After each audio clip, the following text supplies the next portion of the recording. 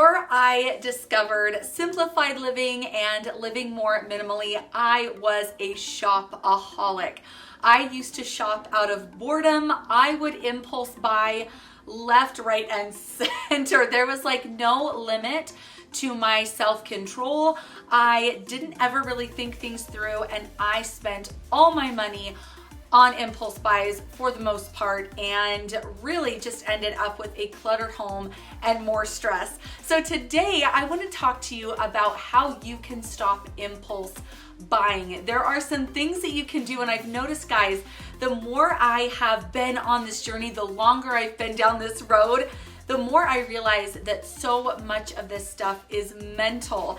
And once you realize certain things and start shifting your thinking a little bit, it can make the world of difference. So today, let's talk about some ways that you can stop impulse buying, therefore having a clutter-free home and less to manage. Thanks for being here today. Let's hop right in. So there are some obvious things that you can do, and I want to go a little bit deeper than just these, but I have to mention them first. You can unsubscribe from, emails, cancel credit cards, shop with cash. You can avoid sale sections of the store. You can have a needs and a wants list. You can do little spending freezes as you kind of go throughout the year. Guys, all of this is great. I don't not recommend any of this. This is actually a great place to start. But now I want to go a step further and talk about, like I was saying, kind of those mental shifts that you can make that really kind of get down to the root of it all. So once you realize that our brains were pre-wired to gather, this is the hunter-gatherer back from like our ancient ancestors, and our brains actually came pre-wired to gather and collect in case of times of scarcity. And therefore, whenever we like gather something, collect something, buy something, it gives us a dopamine hit. We get that release of positive energy that makes us want to do it again. So first, understanding that we do not live in these times anymore is really helpful. We can access what we need almost instantly. And if you are kind of in a time of money struggle, and trust me, I have been there and I know exactly what that feels like, just remember, you can usually borrow or get things for free if you really need them. So just remember, we don't live in scarcity anymore. Not in this era, not anymore. We can get things very, very easily, and either for super cheap and oftentimes for free. Joshua Becker said this, and I love it. He says, everything we buy takes a little bit of freedom from us. And it is so true. I have been on this decluttering journey to a more simplified life for over 2 years. And oh my goodness, I have never experienced more freedom than I have in getting rid of my clutter. So I 100% agree with that. And if you remember that nothing is really neutral, everything either gives to you or takes from you. And realizing that is so powerful, because it makes you less inclined to bring things into your home, knowing that it has a cost beyond the price tag. And again, even free stuff, if it's not something that you need or something you've thought about for a while, something that you're actually going to use, it will cost you something. I want you to see absolutely everything that you might potentially bring into your home. This is like when you're standing in the aisle at Target and you're like, oh my gosh, this is so cute, and you're kind of feeling the urge to impulse buy. I want you to see that item as potential future clutter. See it as a future decision you're having to make. You're going to have to handle this item again, not only as you clean it up, you manage it, maintain it, all of that, but you are hopefully going to come to a point where you are wanting to declutter your space a little bit more, clear things out, get organized, whatever, and you're going to find yourself holding that item again.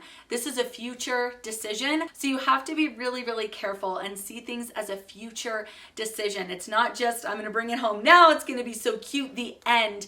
you will have to deal with that item later at some point. So try and see it that way. It definitely helped me. One of the things, and this is gonna sound so cliche, I think, but one of the things that has helped me the most with my impulse shopping is decluttering. The more time I have spent managing my stuff, the less appealing bringing more in really is. So if you declutter your space and you see that it takes time, energy, emotional effort, all of this, then you're less likely to bring stuff into that space that really isn't going to benefit you. And this isn't to say you never shop, you never get anything new. Absolutely not, but it makes you more thoughtful, more intentional, and it definitely helps you avoid from bringing those potential cluttery or future clutter items into your space. Something else that's incredibly helpful is to plan what you're gonna do instead of shopping. What are you gonna do to take the place of that habit? So many things can give us that happy feeling, that dopamine hit where we're like, that was awesome. Decluttering is actually one of them. When you haul stuff out of your house, notice how you feel. See how you feel after you've taken a bag or a box to the donation center. How do you feel as you drive away? This feels incredible. Also, being in a clean space, this also gives you a feeling of being really, really happy and at peace. So when you clean your kitchen, this is something I do. Tell me if I'm crazy, but sometimes I will turn around and just like stand there and look at my clean space because it gives me that amazing feeling of, oh my gosh, this is so satisfying. So clean your space, turn around, look at it, enjoy it, do a little before and after picture every single time you look at that. We love befores and afters. Have you ever noticed? They're just like addicting to look at. Do your own before and after. Every time you swipe that photo from before to now here's my decluttered, cleaned, more organized space, you are gonna get that dopamine release, that exact feeling that you get when you shop and bring things into your home. So that is not the only way that you can feel that kind of excitement and happiness, and realizing that is kind of reassuring. We have to circle back around to Joshua Becker. I consider him the father of minimalism. He is incredible. Of course, I will have his channel link down below. I've read his books. He's awesome. But if all else fails, he says, ask this one question. And that question is, when you're deciding, should I purchase this piece of clothing, new blender, whatever it is, when you're facing a decision, should I purchase this item? Ask, what if I don't? What if I don't buy this? What will my life be lacking, or what freedom will I have because I don't have to manage this item? I don't have to decide later if I'm gonna declutter it. I'm not gonna feel guilty about the fact that I bought it, I spent the money, whatever. What if I don't? Could I actually use the money that I saved from not purchasing the item to take my family on a vacation? Could I pay off some debt?